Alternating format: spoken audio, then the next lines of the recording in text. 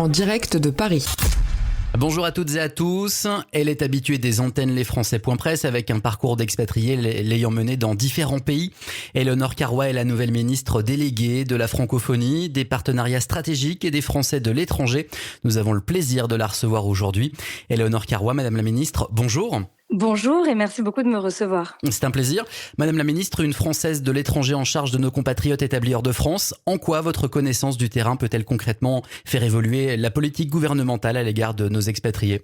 Écoutez, je suis vraiment ravie d'occuper cette fonction. Vous savez, dans mon portefeuille, il y a la francophonie, les partenariats internationaux et les Français de l'étranger. Ça arrive en 3e position, mais pour moi, c'est vraiment au cœur de mon action.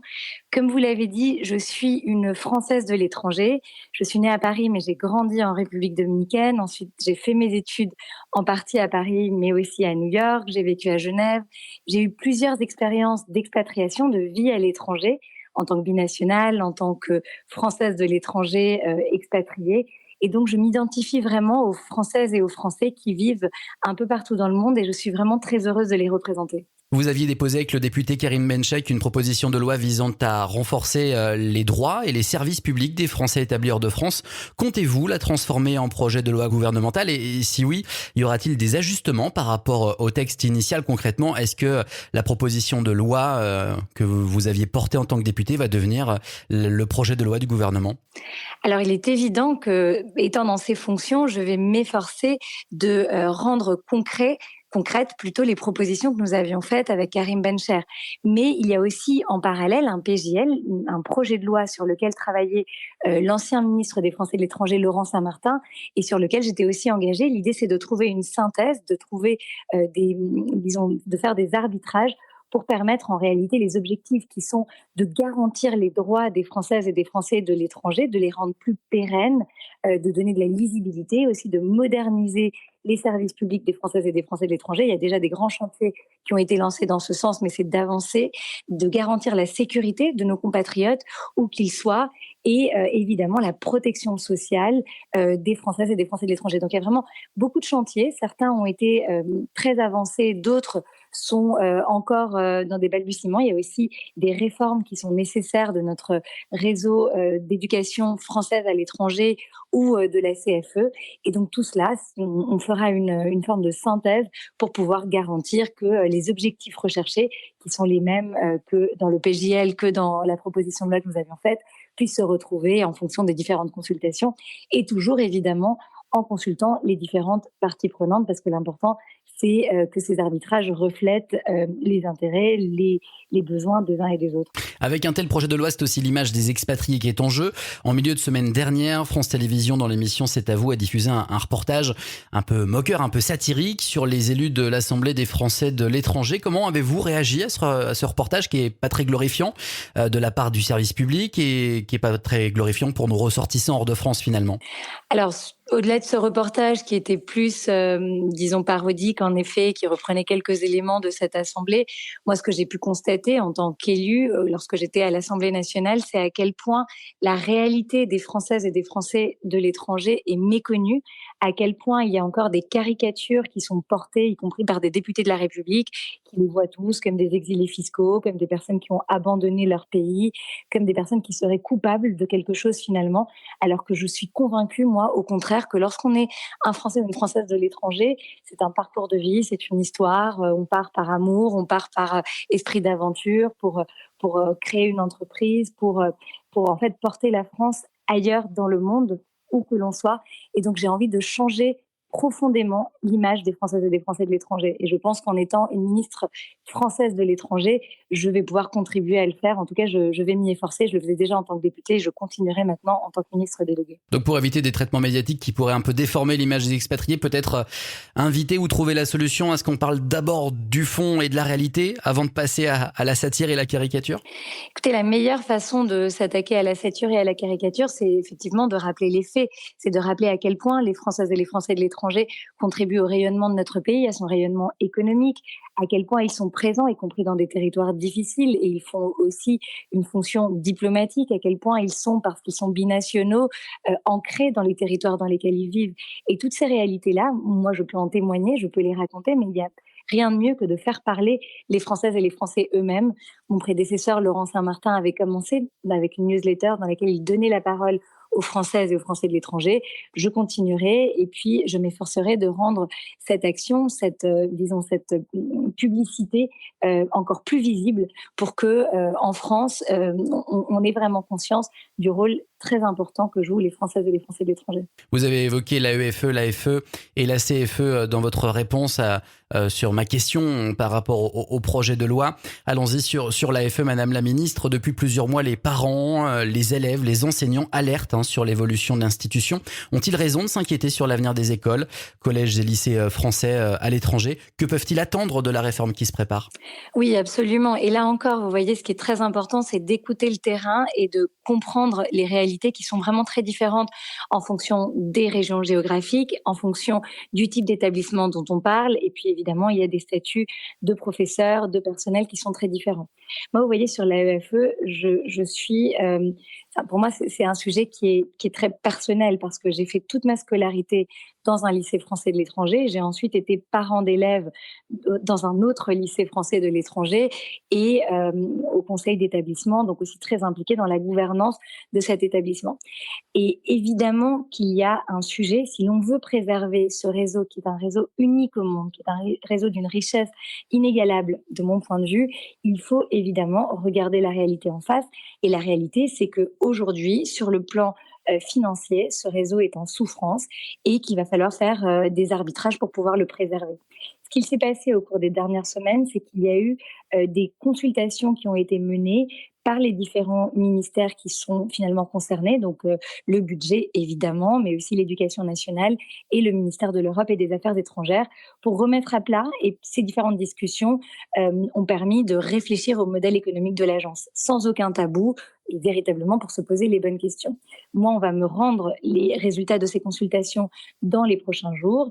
Et il y a en parallèle, cette semaine, et c'est très important, et moi j'y tiens véritablement, des consultations avec les syndicats de professeurs et de personnel, mais aussi avec les parents d'élèves qui jouent un rôle essentiel dans ce réseau, et évidemment avec les élus, nos élus qui étaient à Paris la semaine dernière à l'AFE, dont certains sont membres du conseil d'administration de l'agence. Donc vous voyez, ces deux consultations, ces deux travaux qui ont été engagés en grande partie par mon prédécesseur que je salue pour le travail qu'il a commencé à accomplir, me permettront ensuite, avec Jean-Noël Barrot, et de prendre un certain nombre de décisions, d'orientations qui se traduiront par des propositions dans ce projet de loi que j'espère pouvoir porter rapidement. Autre dossier sur votre bureau, celui de la Caisse des Français de l'étranger, la CFE. Son avenir est également en jeu actuellement. Madame la ministre, Éléonore Carrois, comment faire pour garantir sa pérennité et l'accès aux soins des assurés? Là encore, on a un instrument qui est très important, auquel les Françaises et les Français sont attachés. Là aussi, j'étais moi-même cotisante, mes parents. Enfin, c'est encore une fois quelque chose de très personnel que je connais très bien, mais qui, là encore, est dans une situation économique très compliquée et il faut en être conscient. Là, il y a une mission d'inspection qui a rendu un rapport sur le modèle économique de la CFE avec un certain nombre de propositions qui doivent encore être actées, validées, arbitrées. Et ça fera partie du travail que j'aurai à accomplir dans les prochaines semaines.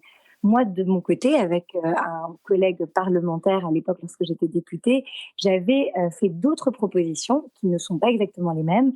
Donc, il va falloir maintenant que je refasse le point avec les services pour faire des propositions et encore une fois avec Jean-Noël Barrot, que nous fassions un certain nombre d'arbitrages pour permettre à la CFE, qui est vraiment une caisse importante pour les Français de l'étranger, qui accomplit une mission de service public, ce qui est aussi quelque chose d'assez unique, lui permettre de protéger les plus vulnérables. Et là encore, on revient à ce cliché. Non, les Françaises et les Français de l'étranger ne sont pas tous des exilés fiscaux. Et oui, ils ont besoin d'une protection sociale qui soit adaptée à leurs besoins, mais il faut évidemment que la caisse puisse être viable financièrement. Donc voilà, beaucoup de travaux qui commencent et qui arrivent sur mon bureau. Et moi, ce que je peux faire, je m'engage à revenir vers vous, à reparler au Français.presse une fois que ces arbitrages importants sur l'AEFE et la CFE auront été faits, pour vous expliquer les décisions qui auront été prises et puis, encore une fois, toujours consulter les parties prenantes parce que je pense que les meilleures décisions sont celles qui incluent les différentes parties prenantes. Et là, je salue le travail des élus, notamment lors des assises de la protection sociale des Français de l'étranger, auxquelles j'ai pu participer d'abord en tant que députée et puis finalement lors de la restitution en tant que ministre cette semaine. Eh ben, rendez-vous est pris, Madame la Ministre. Vous faisiez référence à ce rapport, à ces travaux des assises de la protection sociale, un travail qui a été mené par l'Assemblée des Français de l'étranger, par l'AFE. Est-ce qu'il y a d'autres thèmes qui pourraient être confiés à la réflexion de cette instance consultative regroupant 90 élus des Français de l'étranger et qui connaissent parfaitement le terrain, j'ai envie de dire? Mais moi, je dois et je veux m'appuyer sur ces élus des Français de l'étranger. Et là encore, la nouveauté, c'est que j'ai été moi-même conseillère des Français de l'étranger et j'étais moi-même membre de l'AFE. Donc, je sais très bien comment ils fonctionnent. Je pense que leurs propositions reflètent les réalités du terrain.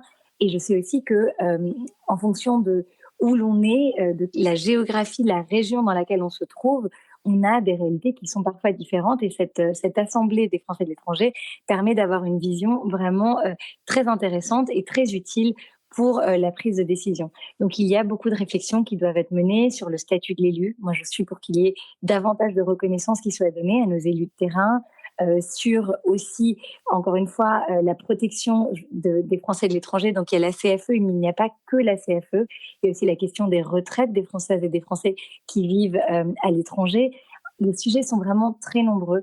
Pour moi, la priorité, ma boussole, c'est d'améliorer le quotidien des Françaises et des Français de l'étranger, de leur permettre de continuer à être ce qu'ils sont, c'est-à-dire des personnes qui ont le sens de l'aventure, qui entreprennent, qui représentent leur pays aux quatre coins du monde. Il y a aussi la question de la labellisation des entreprises des Français de l'étranger qui me semble très importante. Mais ce sont des personnes qui veulent rester proches de leur pays, qui veulent avoir accès à la langue, qui veulent avoir accès à l'éducation française, qui veulent avoir accès à la France en réalité. Et cette question de la proximité, de la sécurité, c'est aussi un point très important sur lequel, évidemment, il faudra que nous travaillions avec les élus de terrain. Dans votre portefeuille, Madame la Ministre, la francophonie est incluse, vous l'avez dit. Quelles sont vos principales priorités dans ce domaine? Est-ce encore un sujet d'actualité, la francophonie, en 2025? Absolument. La francophonie est un sujet qui est à la fois très intéressant sur le plan géopolitique, parce que c'est aussi une question d'influence de la France par la langue, mais c'est encore une fois une question que moi je relie aux Françaises et aux Français de l'étranger. Vous savez, nous avons de nombreux compatriotes qui aimeraient parler le français, mais qui n'ont pas accès à des instituts ou à des écoles leur permettant cet apprentissage de la langue française.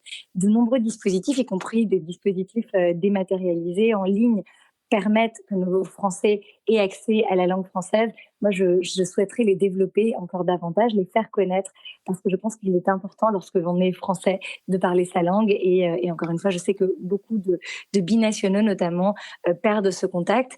J'ai visité déjà un certain nombre d'alliances françaises partout dans le monde. Je pense que ce sont des instruments qui doivent être renforcés, dont la présence est vraiment très importante, encore une fois, pour la diffusion de notre langue.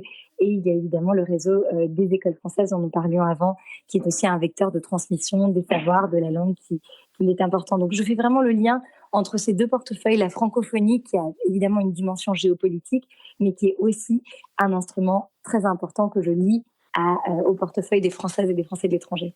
La francophonie s'appuie aussi sur le travail des médias. L'une des chaînes importantes de ce dispositif, TV5 Monde, va réduire de façon importante la durée d'antenne de ses journaux télévisés avec la suppression de toutes les tranches infos du matin. Est-ce que vous comprenez cette orientation? Qu'est-ce que vous répondez à celles et ceux qui souhaitent le maintien de ces JT du matin, diffusés quasiment partout dans le monde, l'enjeu est fort. Et comment faire pour soutenir cet acteur majeur qui est TV5 Monde, cet acteur majeur de la francophonie, alors que le Conseil fédéral suisse a annoncé suspendre sa participation financière à partir de 2029? Sur la décision qui a été prise, cela fait partie des multiples dossiers qui arrivent sur mon bureau et sur lesquels il va falloir que nous fassions des arbitrages. Encore une fois, les arbitrages sont économiques et il faut aussi comprendre les raisons pour les décisions qui sont prises. De quelle décision on parle, Éléonore Carrois? Le changement de grille d'antenne chez TV5 ou la décision du Conseil fédéral suisse? Non, pardon, de TV5, pas du Conseil fédéral suisse. D'accord. Là, si vous voulez, moi, ce que je peux vous dire à ce stade, disons, préliminaire de ma réflexion et de ma prise de fonction, c'est que je me battrai pour que nous puissions avoir les relais nécessaires pour la diffusion de la langue française. Et comme vous le disiez à très juste titre, cela passe aussi par des médias, par TV5 Monde, mais aussi par France 24, mais aussi par RFI. Donc moi, je me battrai pour que cela puisse continuer à avoir une présence importante. Après, je comprends que les chaînes puissent faire des arbitrages économiques. Et ce qu'il faut, c'est accompagner ces décisions et faire en sorte que la langue française, les programmes en langue française puissent continuer à être diffusés très largement. Enfin, Éléonore Carrois, Madame la Ministre, pour terminer notre échange, une question plus personnelle. On aurait pu commencer par celle-ci d'ailleurs. Pourriez-vous nous partager vos impressions lorsque, pour la première fois, vous êtes entrée dans votre bureau au ministère de la Francophonie, des Partenariats stratégiques et des Français de l'étranger? Alors, il se trouve que les bureaux sont à Convention, sur le site de Convention du ministère de l'Europe et des Affaires étrangères, un site que je connais bien parce que c'est là où se tiennent les assemblées des Français de l'étranger. Et d'ailleurs, ma prise de fonction s'est faite en même temps qu'initier la session d'automne de l'AFE. Donc, je me sentais un peu à la maison, évidemment pas dans le bureau du ministre où j'avais été, mais que je découvrais en tant que ministre. Mais le lieu, les personnes autour de moi, c'était des visages familiers et je pense que c'est important. Ça me permettra d'entrer en matière rapidement et puis surtout de me saisir rapidement de dossiers qui, encore une fois, je vous le disais, me tiennent particulièrement à cœur en tant que Française de l'étranger, en tant que défenseuse de notre langue. Et aussi, on n'en a pas parlé, il y a quand même tout cet aspect de partenariats internationaux avec des enjeux globaux très importants. La France qui va assumer la présidence du G7. Et évidemment la défense du climat dans toutes les discussions internationales. Donc c'est un très vaste portefeuille, mais un portefeuille que je suis très heureuse d'avoir, et surtout en ce qui concerne les Françaises et les Français de l'étranger. Merci beaucoup Éléonore Carrois, Madame la Ministre, pour cet échange riche et assez direct, puisque rendez-vous est pris. On se recontacte dès que vous avez avancé sur ces travaux. Vous vous êtes engagé à revenir vers nous pour parler à CFE et AEFE notamment. Ce sera un plaisir. Et puis aussi sur la francophonie. Et sur la francophonie également. Merci encore. Je vous en prie. À bientôt.